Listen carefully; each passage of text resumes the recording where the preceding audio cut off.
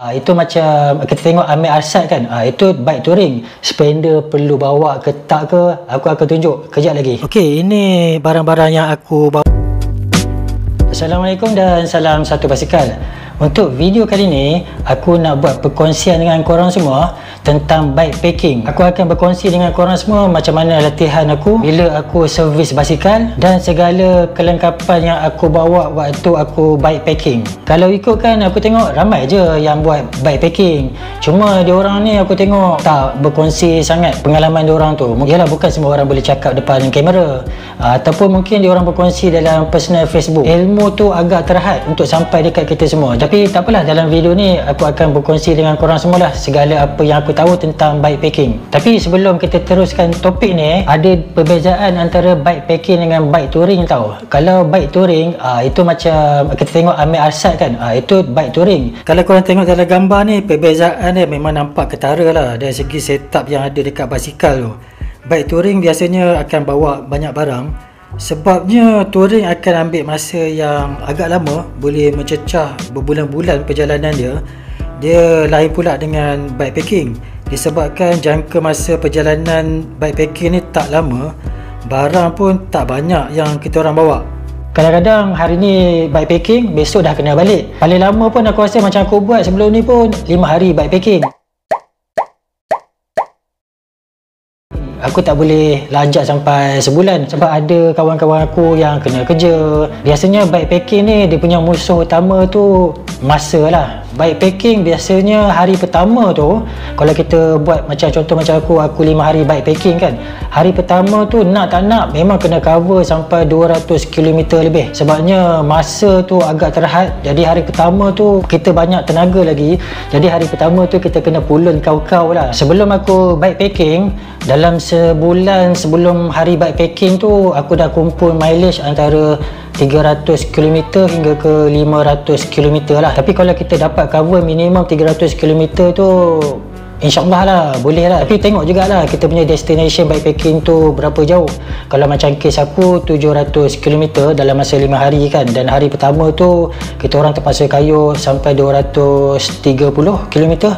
Jadi untuk sebulan sebelum tu, untuk minggu pertama tu aku punya mileage at least minimum 300.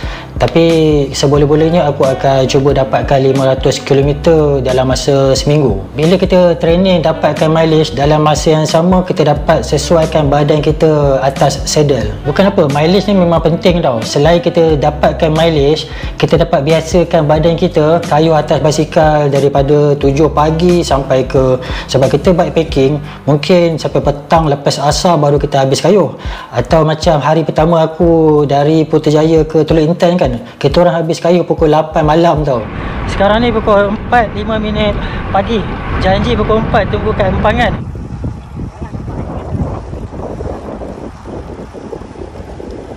Hari ni kita orang dah kayuh 220 km. Sekarang ni dah pukul 7:49 malam. Dalam waktu kita latihan tu, kalau kita punya yang true event, waktu kita bike packing nanti ada elevation yang kita kena hadap. Jadi waktu latihan tu pun kita tak boleh skip lah untuk training kita punya elevation. Jadi kita kena cari jugalah permukaan yang berbukit ke, masukkan sekali sebahagian dalam training kita. Sebagai contoh, kita tak dapat lari permukaan yang berbukit. Contoh macam kita orang kayuh ke arah utara, ke sepadan Thailand tu kan, 80% tu memang jalan tu flat. Tapi kita tak tahu nanti mungkin ada perubahan rancangan. Macam kita orang kan, last minute kita boleh naik Gunung Jerai.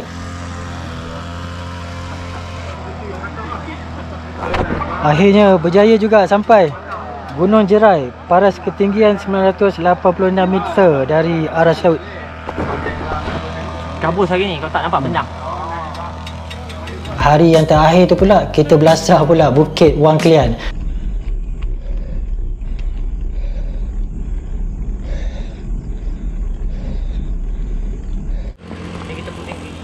Tu kan, dalam tu ada rumah orang tu. Yelah, kampung dekat tenggelam kan. Dia tenggelam kan.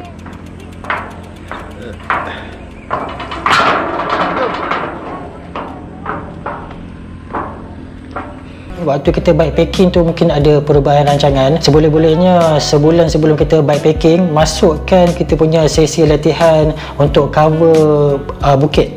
Dan kalau boleh, waktu kita training tu, kita cuba training kayuh hari-hari. Kalau kita ada banyak masa, kita cuba cover hari ni 100 km, besok 100 km. Bukan apa, kita nak tengok badan kita boleh counting tak dengan mileage yang tinggi kalau kita kayuh hari-hari. Kalau korang masa terhad untuk training, macam apa yang aku buat hujung minggu, Sabtu Ahad memang aku buat 100 km lebih lah. Sabtu 100 km lebih, hari Ahad pun aku cover 100 km lebih.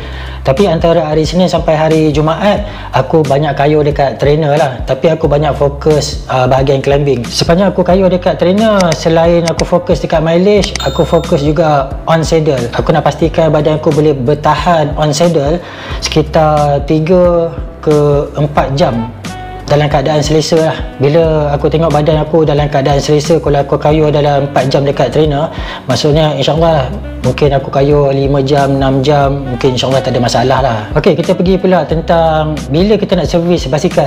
Kalau kita nak bikepacking besok, jangan 2-3 hari sebelum tu kita pergi servis basikal. Sekurang-kurangnya ambil masa seminggu sebelum kita bikepacking ataupun 2 minggu sebelum kita bikepacking.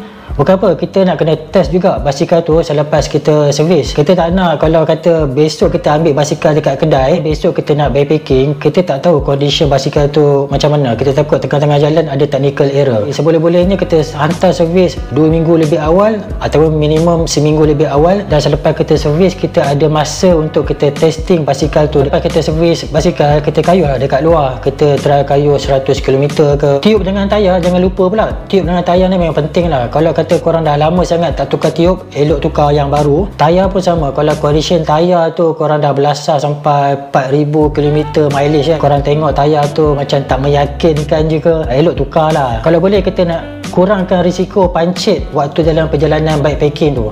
Sebab kalau banyak kali pancit sepanjang perjalanan tu nanti leceh tau, nak tukar tiup banyak kali. Ini memang leceh sebab kita dah kayuh beratus kilometer hari-hari pula kayuh, kemudian kita nak terpaksa hadap pula pancit tu, kita nak leceh lah. Seboleh-bolehnya sebelum kita bikepacking tu fokus jugalah dekat tiup dan juga tayar. Kalau perlu tukar je. Ok, untuk kelengkapan pula macam bag, aku guna Topic bag loader macam aku pegang ni. Ini bersaiz 10 liter. Pada aku 10 liter ni lebih daripada cukup lah. Minimum kalau korang nak pakai yang kecil mungkin 6 liter. Sebab kawan aku ramai jugalah yang pakai 6 liter. Macam aku pakai 10 liter sebab aku ada equipment macam kamera, charger semua tu. Perlu bag yang besar sedikit lah. Tapi kalau korang tak melibatkan kamera apa semua, pakai 6 liter punya bag pun dah cukup dah. Topic ni ada juga keluar yang 15 liter punya, tapi 15 liter ni cuma pada aku lah sesuai kalau korang bikepacking dengan pasangan korang. Macam suami isteri ke, mesti lelaki kena bawa lebih kan, perempuan bawa kurang. Jadi 15 liter ni kalau korang travel seorang bikepacking setakat 3 hari, 5 hari, aku rasa 10 liter pun dah cukup. Ini bag untuk torque tube tau. Ni dia macam, ini torque tube, ini bag dia dekat bawah. Ini aku tak suggest lah korang beli, sebabnya ini silap aku lah. Aku beli bila aku pasang kat basikal, waktu aku nak ambil air ni memang mengganggu sangat lah. Tapi tak ada ni pun tak apa. Kalau setakat bawa baju basic-basic semua tu, yang Topic bag loader tu pun 10 liter dah cukup dah. Ini sebab aku nak letak kamera dengan tripod, tapi sudahnya tak pakai. Harga 200 lebih, sama macam harga bag loader tu. Nama bag ni mid loader 3 liter, harga 216, sudahnya tak pakai. Jadi aku tak suggest lah korang bazir duit untuk beli mid loader ni. Percayalah cakap aku, bag loader 10 liter tu pun dah cukup dah. Ok, sekejap lagi aku akan tunjuk barang apa yang aku bawa. Berapa helai t-shirt, berapa helai seluar, spender perlu bawa ke tak ke, aku akan tunjuk kejap lagi. Ok, ini barang-barang yang aku bawa. Sehelai kain pelikat, ini pula tuala, bib sehelai, jersey sehelai, ini t-shirt yang cepat kering sehelai, ini t-shirt cotton sehelai. Ini aku pakai waktu untuk tidur, tight dengan seluar pendek. Aku pakai sekali waktu tidur ataupun keluar makan. Ini glove. Ini pula belt heart rate. Ni untuk standby je. Ini brush gigi. Dalam ni ada ubat macam Panadol, ubat untuk relax muscle, ubat gigi, Plastik sampah pun ada dalam ni. Plastik sampah ni untuk pakai waktu bawa baju ke dobi. Dalam ni pula, ini beg kecil. Dalam ni ada kabel, ada charger, ada bateri untuk kamera aku, ada GoPro. Dan beg ni kena mampat kan. Dekat bawah tu ada air release. Air release ni bila kita dah tekankan bagi angin keluar, lockkan air release. Yang ini korang boleh tengok dekat video lama aku ada buat review tentang beg ni dan macam mana nak guna. Korang boleh tengok dekat description. Dan last sekali, ini slipper. Slipper ni aku letak dekat atas beg. Aku bawa baju sikit sebab aku hari-hari pergi dobi. Macam sebelah malam kita orang pergi dobi. Dekat homestay pun ada washing machine juga. Dan akhir sekali, apa yang korang pakai waktu bikepacking, macam jersey, bib, glove, pastikan yang korang dah biasa pakai sebelum ni. Jangan pula korang pakai jersey ataupun bib yang baru beli. Jersey dengan bib yang korang tak pernah pakai. Sebab apa? Kita tak tahu jersey dengan bib tu kita selesa ataupun tak. Bayangkan korang pakai bib yang korang tak pernah pakai, kemudian waktu korang kayuh sampai 200 km, bib tu tak selesa.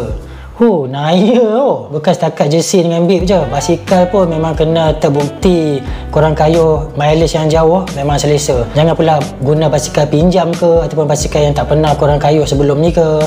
Pastikan basikal tu memang korang dah pernah kayuh long mileage 100 hingga ke 200 km ke atas. Okey, ada satu benda yang aku terlupa nak masuk ke dalam video ni. Aku ada beli small tiger balm patch tau. Dia tampal dekat bahagian otot yang kita rasa lengur-lengur ke, sakit ke. Yang ini memang aku recommend lah dengan korang semua. Sebab patch ni memang bagus lah. Harga pun murah. Patch ni pun aku bawa sekali waktu aku bikepacking. Aku rasa setakat tu je lah. Lain orang, lain pengalaman dia. Macam apa yang aku cerita tadi tu, itu berdasarkan pengalaman aku sendiri. Setakat ini je perkongsian aku tentang bikepacking untuk video kali ni. Kalau korang ada pengalaman ataupun ada penambahan tentang topik yang kita bincangkan, korang boleh komen dekat ruangan komen bahagian bawah. Okey, setakat tu je. InsyaAllah kita jumpa next video. Assalamualaikum dan salam satu basikal.